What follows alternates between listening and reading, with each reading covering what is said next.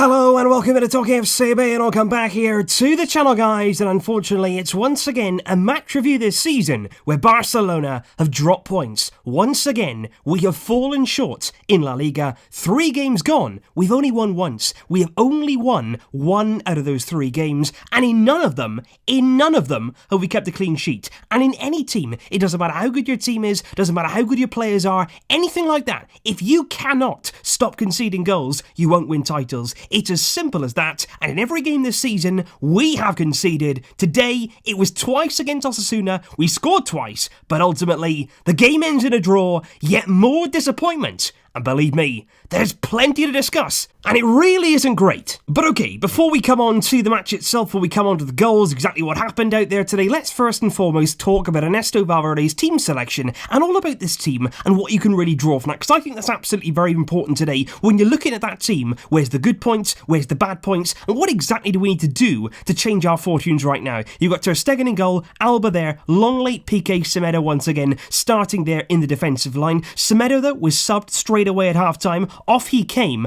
and on his place came Ansu Fati, and then Sergio Roberto went to right-back. So clearly there, although Valverde wants to play Semedo at right-back, he still, I feel, is not fully convinced by him, and it seems that Roberto, whether it's at right-back or in midfield, is going to play every game. Rakitic has been sent to the bench. Rakitic is not in Valverde's plans. He's ditched Rakitic, but now in is Roberto, and he's played every game this season so far, alongside De Jong and alongside Sergio Busquets, and that is one of the parts here I feel that desperately needs sorting out, because Frenkie de Jong is not playing to his full potential. Is it all his own fault? No, it isn't. We've got to stop saying here, he's a bad player, he's a bad player, he's a bad player. Sometimes you've got to look at the coaching. Frenkie de Jong, as we saw last season with Ajax, is not a bad player. He's a very, very complete midfielder. But what I feel like we're doing right now, we're actually asking Frenkie, because he's so good defensively, because he can go forward, we're actually trying to make him here do everything. You're trying to make him there the link between defence and midfield, bringing the ball in here. We're trying to make him a controller as well, and then we're saying, look, get involved in the final third. He cannot do everything. You need to have players around him there who can bring him into the game, who can help him out, who can combine with him, and that's where I feel like in the second half, where Roberto there went to right back, Semedo came off, Fati came on, also Rafinha was subbed,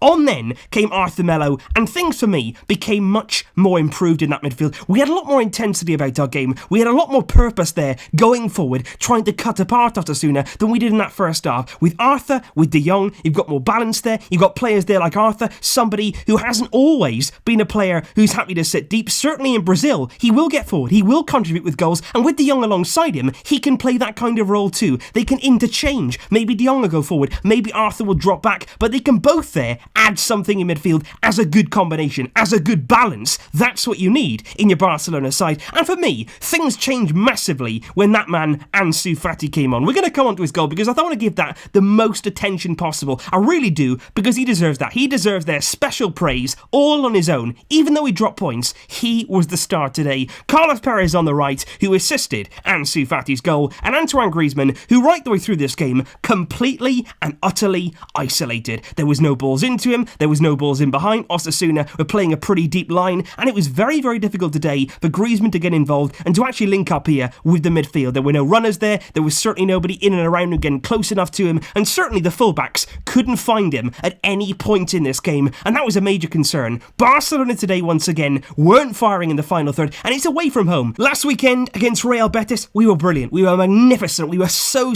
incredibly effective in front of goal because it was at the Camp Nou. You go away from home, we didn't start the game well, we had a really bad first half, we were moving the ball around at a snail's pace, we were just walking around, just picking our moments, we went behind, we never ever reacted, and that is a completely different mentality to what we had at home. Last weekend against Real Betis, we went behind, but we hit back in that game. We had the confidence, we had the mentality to get back to our feet, carry on what we were doing, and see the job through. Today, though, I didn't feel like away from home we've got that mentality. I don't feel like away from home we can just get back up and fire the punches back in. It didn't happen today, and once again, Barcelona, in these kind of away games, these tricky matches, just like I said before the game, it wasn't going to be an easy game. It can be tough here, and again, it's proven. Barcelona just just didn't have what it takes today. And I think certainly when you look at that first goal coming in just 7 minutes of the game, it was Torres, and it was a wonderful, wonderful goal there, crossed there to the back post. The ball that shouldn't really be able to make its way that far. There should have been somebody standing there, somebody cutting that ball out before it reached Torres, and certainly a lot of Barcelona players inside the area there were just standing around watching the ball watching there. You've got to keep your eye on the ball, and you've got to stay on them. You've got to stay on your toes there. Roberto Torres, though, was much more alive to the danger, and it was a wonderful, wonderful strike there. And of course, he also scored the equalising goal from the penalty spot, dispatched it there for Osasuna, and I have to say, they were quite worthy today of the point they picked up. They did play quite well. They certainly had Barcelona in trouble in some points of the game, particularly that first half. They certainly had the better of the game, and certainly here, they did deserve that point. But in terms of Barcelona, I have to talk about the goals, and I've got to talk first and foremost about this 16-year-old who's come onto the scene when he would never,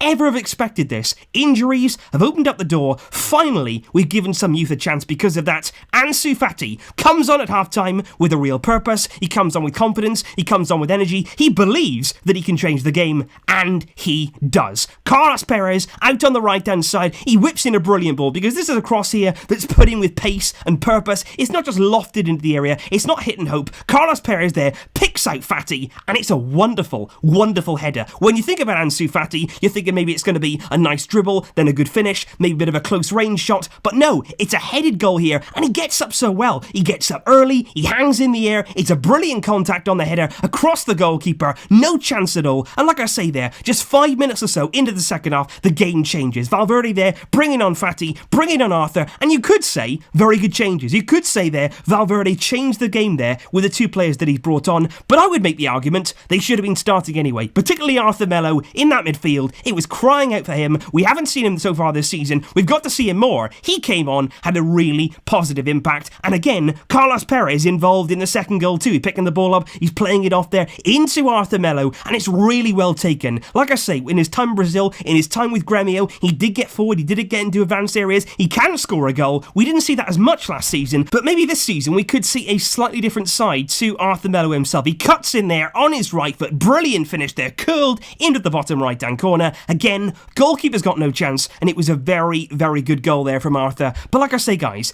2-2, another draw, more drop points, and as it stands right now, Osasuna are higher in the league than Barcelona, and we're just dropping more points. We're dropping more points. We're moving further and further there behind Atletico Madrid. Real Madrid, of course, they've got a game to come. They can move ahead of us, of course. They can move further ahead of us, and like I say, it is early on in the season. We're going to have time to get it back. We're going to have time to put it together, but at the same time, what are we doing right now in terms of the performances and that cutting edge in the final third? And yes, when Messi comes back, when Suarez comes back, when Dembele comes back, we're going to have a lot more of a chance of winning games and winning them well. But at the same time, you look at Valverde now and you think, right, can you get the best out of this group of players? The likes of Frenkie de Jong, Arthur Melo, are you getting the best out of those players? And still this season, you've got to say he's not. He's not doing that. He has to do that. And quite frankly, it has to improve here from Barcelona. It's got to get better. And they have the international break now to get over this, to get those injured players back as soon as he possibly can. And Valverde has some serious thinking to do, because in this game, once again,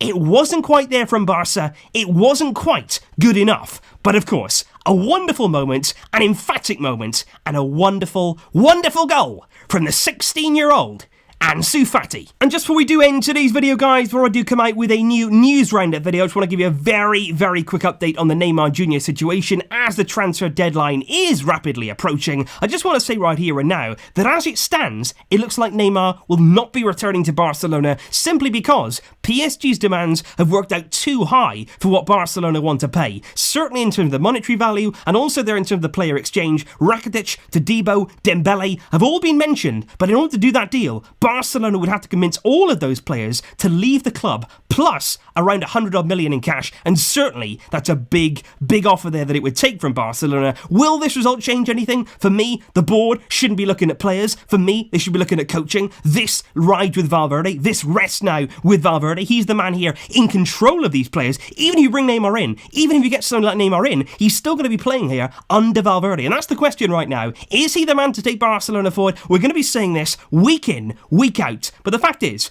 Barcelona, more points dropped today, and more improvement. It is certainly needed. But of course, guys, over the course of the international break, there will be lots more videos coming up. We are going to be talking about exactly how Barcelona can get things back on track, and they have to do that very, very quickly. So expect more videos soon. Thank you for your patience in waiting here for this match review. And of course, I'll see you soon, guys. Thank you.